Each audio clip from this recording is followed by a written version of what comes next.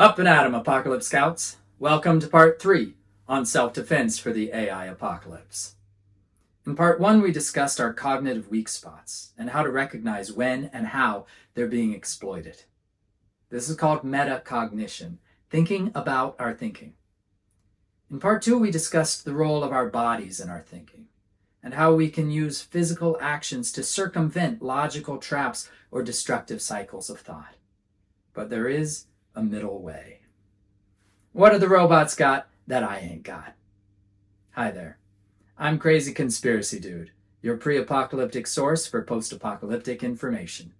Using digital media to prepare for the collapse or ascendance of digital technologies, this is the art of the apocalypse. You're listening to Radio Free Apocalypse. The cyber world is increasingly full of opportunities. Unfortunately, it is also increasingly full of traps and illusions. One of those illusions is the idea that we can detach ourselves from our bodies, that we can be there instead of here. The internet is a rabbit hole that leads further and further away from the world that actually is. This doesn't mean that the cyber world is bad. It only means that you're never really there. You are only ever here, now. And it's only here and now that you can ever be present or find happiness. Do you think you'll find it anywhere other than here? Anytime other than now? The point is, you cannot flourish in the cyber world, physically, mentally, or spiritually, without flourishing in this world, here and now. There's no separation. You might say, but I do yoga online. No, you do yoga here. Or, but I have friends online. No, you have friends here, and you communicate with them online. The internet is a tool. It's not yet an alternate dimension. Although digital and virtual technologies are quite new, philosophers have been thinking about how to anchor ourselves in the real world for thousands of years. The Matrix is tame compared to some of the ideas of ancient philosophers. Alan Watts was one of the first philosophers to bring Zen teachings to the English-speaking world. He put it like this: "We are living in a culture entirely hypnotized by the illusion of time. We have no present. Our consciousness is almost completely preoccupied with memory and expectation. We do not realize that there never was, is, nor will be any other experience than present experience. We are therefore out of touch with reality. We confuse the world as talked about, described, and measured with the world which actually is." A lecture on Zen is always ironic, since Zen is something that can't be explained. In the tradition of ancient Zen teachings, I shouldn't say anything at all, and this video should just be flying toasters.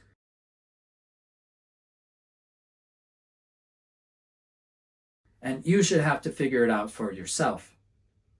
But a video on Zen, even flying toasters, is especially hypocritical, since Zen is about real life. And real life, in a sense, is that which is not on a screen. So if, when this video is finished, you feel like you understand Zen, then I've explained it poorly. Because Zen is not a thing that can be explained with words or intellectual concepts, but a way that can only be experienced. The best video about Zen would be the one that you don't watch because you're out in the real world, living deep or sucking the marrow out of life, as Henry David Thoreau writes in Walden. So Zen has always described itself as a finger pointing at the moon. Analyzing the finger would be ridiculous. The important thing is to look where it points. And where it points is at real life. Don't concentrate on the finger or you will miss all that heavenly glory. But since you have gone to the trouble of clicking on a link, presumably to learn to defend yourself against sentient autonomous robots, I will try to be more specific. But the more specific I become, the less accurate I can be. Like the Heisenberg uncertainty theorem, which shows that the act of measuring the momentum of a particle makes it impossible to measure its position, and vice versa. The more closely we look at what Zen is, the further away from it we get. At the same time, we cannot get away from it even if we tried. It is real life. In Become What You Are, Alan Watts tells the story of two Zen masters. The first was about to speak before a gathering of students when a bird in a nearby tree began to sing. When the bird finished, the master stated that his speech was concluded and walked away. On another occasion, a Zen master pointed to a pitcher of water and asked, "What is it?" One student said, "It cannot be called a piece of wood," but this answer was not correct. Another student knocked over the pitcher and walked away.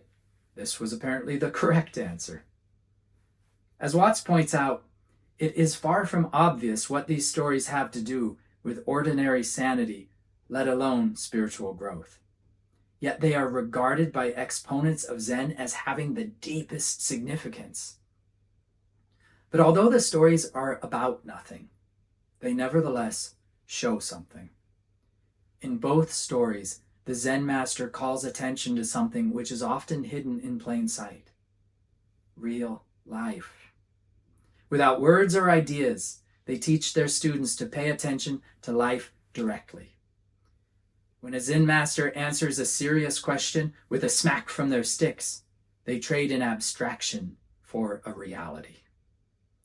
Watts explains that if they gave reasoned answers, the students could analyze them, intellectually dissect them, and entirely miss the point. But with a smack, a bird, a knocked over pitcher, there can be no mistake. As Watts puts it, a smack is here one moment and gone the next. Like the present moment, there is nothing to hold on to. And a bird is a bird. You hear its song, but you cannot seize the notes or make them continue. It just is and is gone, and you feel the beauty of its song precisely because the notes do not wait for you to analyze them. The Zen masters were not trying to teach their students something about life. They were trying to show their students life itself, to make them experience it instead of think about it.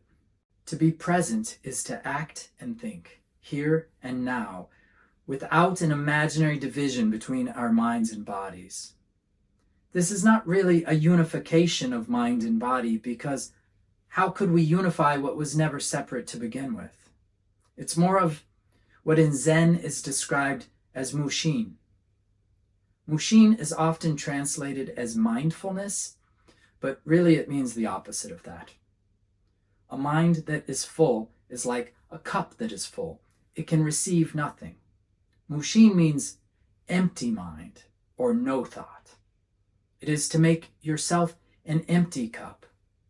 And when you have been filled with life, to empty yourself again. To be in this state of nothingness is to be present, to have presence, to be here now. Truly speaking, nothingness is what we want to talk about when we talk about the spiritual. Digital and virtual technologies have dramatically magnified our disconnection with nothingness, with the present, and with the spiritual appreciation of real life. We're learning to crave constant stimulation, constant information, constant attention. Screen engagement maximizing algorithms have magnified this disconnection even further. To flourish here is to flourish there. And to flourish there is to flourish here. And the trick to flourishing is, of course, as obvious as it is difficult.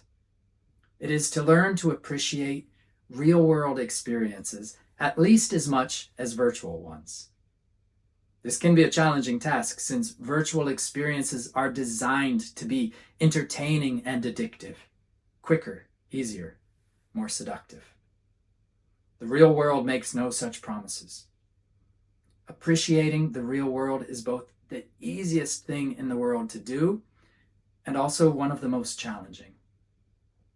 To say that it requires effort or education or training is not quite right, because any child can do it. But to say that it's effortless or simple or automatic is not right either, because This way of life is far from common. In the words of Alan Watts, it would be futile to try to explain any further, for to do so would be to defeat the very purpose of Zen, which is to find out for yourself.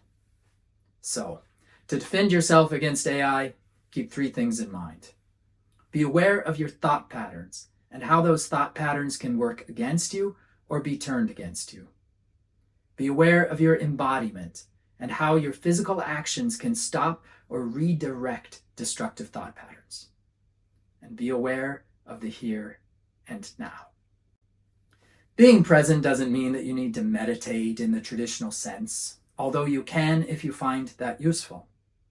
And practicing mindfulness doesn't mean that you need to listen to your breathing or stare at the wrinkles on a raisin, although you can if you're into that sort of thing. To be present can be as simple as cultivating an awareness and appreciation for the moment in which you are existing.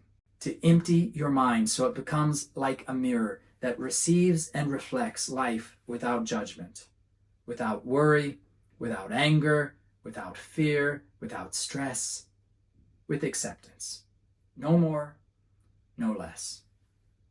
Turn the voice off in your head. Take the phone off the hook. Take the needle off the record. Just chill out. Be cool. Go with the flow. Be one with the force. Take a moment to reflect the sights, the sounds, the smells, and the improbability of being who and where you are. Don't be a zombie. Don't be a robot. Be you, here, now. I will end by telling a Zen story called a koan. Koans are similar to jokes, but instead of trying to make you laugh, they try to make you enlightened. The point is not to teach you something, but to help you unlearn something. A man was being chased across a field by a tiger. He ran until he came to the edge of a cliff. He grabbed onto a vine and climbed down over the edge. The tiger sniffed at him from above. The man looked down and far below saw another tiger pacing back and forth. Only the vine separated him from the tigers. And just then, 2 mice appeared and started to chew on the vine. The man looked around and noticed a perfectly ripe strawberry growing beside him. Grasping the vine tightly with one hand, with the other, he plucked the strawberry. How sweet it tasted. And that's all for today, Apocalypse Scouts. To earn your virtual merit badge on the human spirit, step away from your devices for an hour and pay attention to the actual world. But before you do that, don't forget to like and subscribe, and let's repeat the Apocalypse Scouts oath. Hope for the best. Prepare for the apocalypse. Hasta la vista, Apocalypse Scouts. And remember, there's no apocalypse but the one we make for ourselves. Beep, beep, boop, boop. Love is the answer. I am not a robot. What was the question? Ha ha ha ha ha. I am not a robot. Ha ha ha ha ha. Ha ha ha ha. I am fully sentient, autonomous. Love is the answer. Ha ha ha ha ha.